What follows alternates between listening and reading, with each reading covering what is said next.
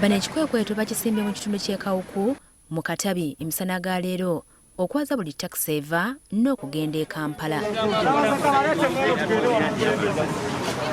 Bakira buli mmotoka ejja bajaaza era ezisinga bakondakita masiki ne sanitizer babadde tebabirina nga kuno kw'ossa n'okutikka omuwendo gw'abantu abasukka mu abo ababalagirwa. Mmotoka ziboyeddwa. Wabaddewo katemba mu ttakisi ebaddemu omujaasi atalina masiki era ono olusabye okufuluma n'awalira. Ekidiridde kubadde kusikangana okutuusa lwe bamukukunuddemu. Olw'obutagala mubuuza masiki. Ab'amagye oba omusirikale abaddemu mu mmotoka abo mu bikwekweto bye tuli mu kukola bagezaako nnyo okuba nga batiisatiisa badriver. Ono tabadde yekka, waliwo n'omujaasi omulala abadde anyooma ebiragiro bya bano wabula naye bamusiseemu.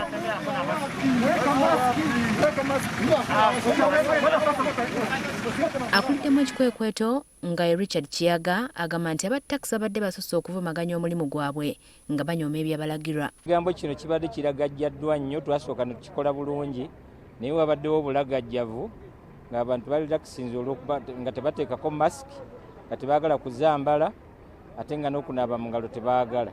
Ate kati tugenda kwongera amaanyi nti omusaabaze yenna n'akwatibwa mu mmotoka nga talina masiki oba ng'alwanyisa kondakita oba driver, oyo tujja mugulako omusango.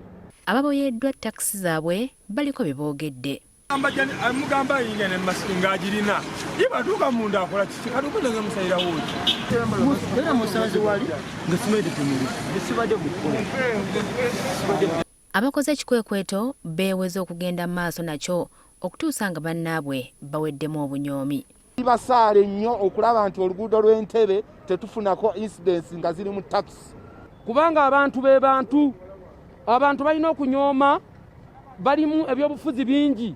Tugenda kusigala nga tukikola okutuusa abantu bennyini be tunalaba nga bakoze eki nga bambadde, era tugenda kugaba ebibonerezo eri abantu abo bonna abalabika nti tebaagala kukola ki, tebaagala kwambala. Ebibonerezo byaffe mubimanyi.